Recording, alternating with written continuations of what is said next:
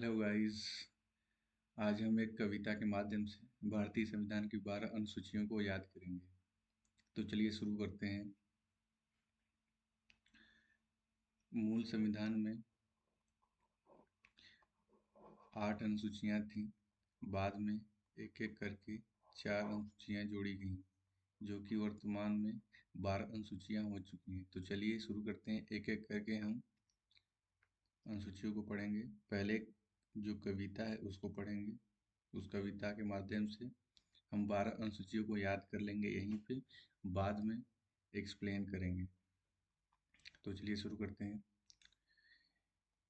यशस्वी की शपथ लेकर राज्यसभा प्रतिनिधि अनुसूचित क्षेत्र 5 देखने चल दिए। वहां जनजाति की शक्ति और भाषा देख संपत्ति पर कब्जा कर दल बदलना भूल गए। पंचायत नगर पालिका 11 और 12 थे, देखते देखते याद हमको हो चुके। ये हमारी कविता है। अब इसमें 12 सूची आ चुकी हैं। अब मैं बता देता हूँ इसका क्या मतलब है। जैसे यहाँ पे यस का मतलब है स्टेट, राज्य से, यानी कि राज्य और केंद्र शासित प्रदेश से संबंधित है, यूनियन टेरिटरीज। और पी से पैसा, यानी कि सैलरी जो बड़े पदाधिकारियों को मिलती है, और भत्ते। तीसरी सूची में शपथ आ जाती है। चौथी सूची में राज्यसभा की सीटों का आवंटन है।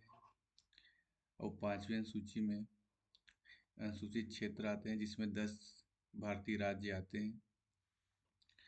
और छठी में जनजाति क्षेत्र आते हैं, इसमें 4 राज्य आते हैं। और इसमें राज्य और केंद्र के बीच शक्तियों का बंटवारा हुआ है, 7वीं सूची में आता है। 8वीं अनुसूची में भाषा आता है। यहाँ आप 7 से 100 लेकर और 100 से शक्ति 100 लेकर ये याद कर सकते हैं कि शक्ति और 7वीं अनुसूची में आता है। 9वीं में संपत्ति पर कब्जा, यानी कि ये भूमि से रिलेटेड है। और 10वीं में दल बदल, एक कानून था, उससे रिलेटेड है। और यह कविता से पता चल रहा है कि पंचायत 11वीं सूची में आता है और नगर पालिका 12वीं सूची में आता है। इस तरह आपको एक वो मिल गया है कि किसमें क्या होता है, आइडिया मिल गया है कि इसमें क्या होता है। तो अब चलते हैं, थोड़ा अच्छे से जानेंगे। तो पहली अनुसूची यस हम लोग पढ़े थे। स्टेट से रिलेटेड यानी यूनियन टेरिटरीज, यानी केंद्र शासित प्रदेश, वही है। राज्यों के नाम और उनके क्षेत्र का वर्णन। इसमें केंद्र शासित प्रदेश भी रहेगा, एंड यूनियन टेरिटरीज। आगे चलते हैं अगली अनुसूची में।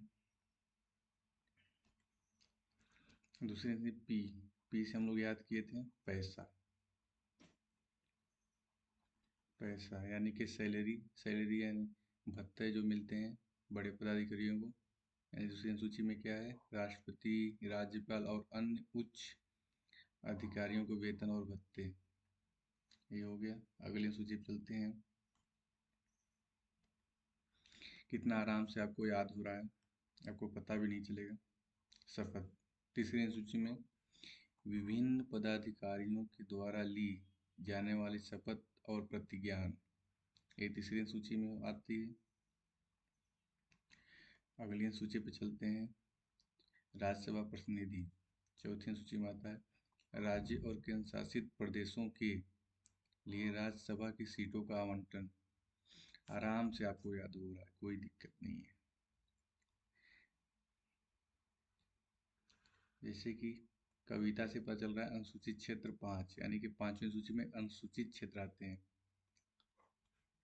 अनुसूचित क्षेत्रों और अनुसूचित जनजातियों का प्रशासन और नियंत्रण, इसमें 10 राज्य आते हैं। उस 10 राज्यों के मैं आपको नाम लिखा देता हूँ। जैसे कि पहला है आंध्र प्रदेश। पहला हो गया आंध्र प्रदेश। आंध्र प्रदेश। एग्जाम में वही दे देता है, 3 ऑप्शन दे देगा, एक डिफरेंट दे देगा, पूछेगा कौन नहीं है, इसलिए आपको याद करना जरूरी है। छत्तीसगढ़। छत्तीसगढ़। गुजरात।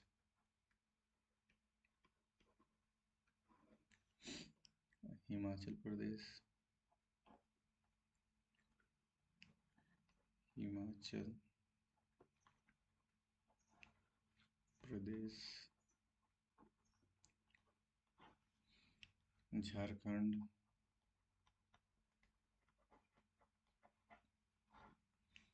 झारखंड के बाद हो जाता है एमपी, मध्य प्रदेश। महाराष्ट्र।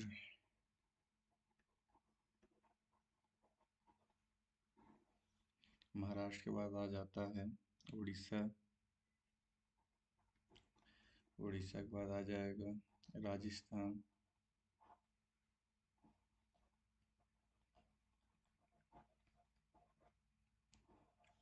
राजस्थान के बाद आ जाएगा तेलंगाना। ते, तेलंगाना सबसे नया है जो इसमें शामिल हुआ है। इस तरह पांचवी सूची में 10 राज्य आते हैं, अनुसूचित क्षेत्र कहा जाता है इनको। चलते हैं अगला में। छठी सूची में आता है जनजातीय क्षेत्र। इसमें 4 राज्य आते हैं, असम, मेघालय, त्रिपुरा और मिजोरम। राज्यों के जनजातीय क्षेत्रों का प्रशासन। इसको याद करने का एक ट्रिक है, एम टी एम, ये चारों राज्य के नाम हैं। इस तरह आपको छठी अनुसूची में जो 4 राज्य आते हैं वो याद हो चुके हैं। अगले अनुसूची पे चलते हैं। 7वीं अनुसूची मैंने बताया था, 7वीं से स ले लो, स से क्या होता है शक्ति। तो आगे पढ़ते हैं। केंद्र और राज्यों के बीच शक्तियों का विभाजन। इसमें संघ सूची आती है, राज्य सूची आती है और समवर्ती सूची आती है। इसमें 3 सूचियां आती हैं और इस 3 सूचियों से इन 3 सूचियों से केंद्र और राज्यों की भी शक्तियों का बंटवारा होता है। अब चलते हैं अगली सूची पे।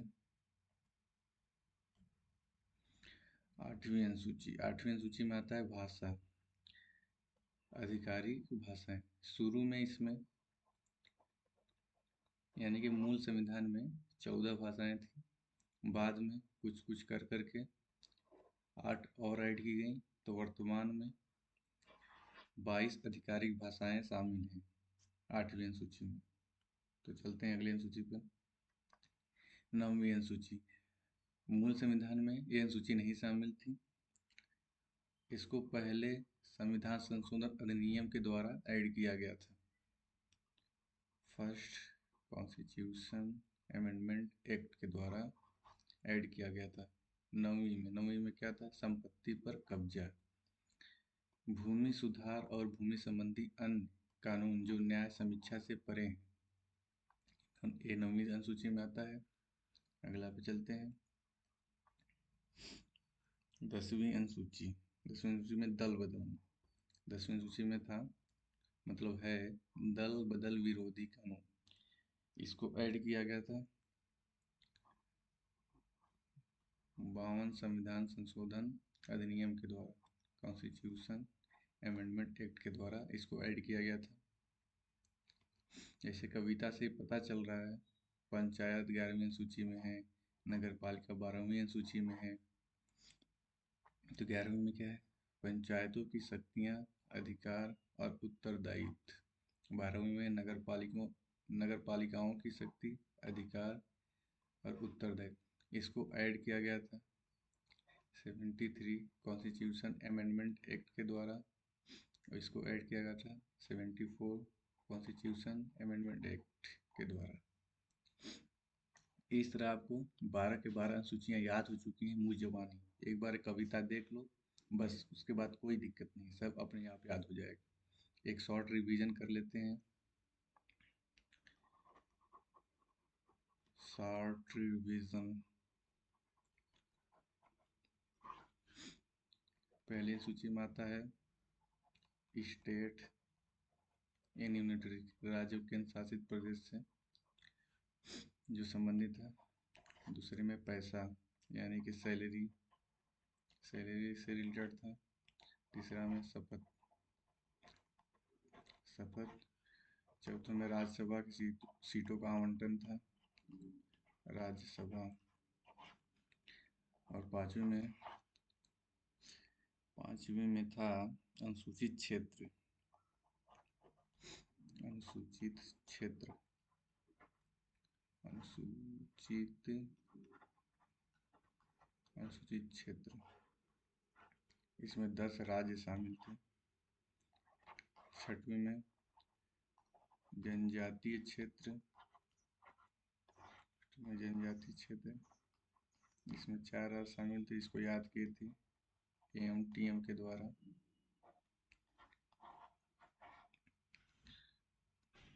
और 7वीं अनुसूची में था 7 से 7 शक्ति केंद्र और राज्य की शक्तियों का बंटवारा से रिलेटेड था।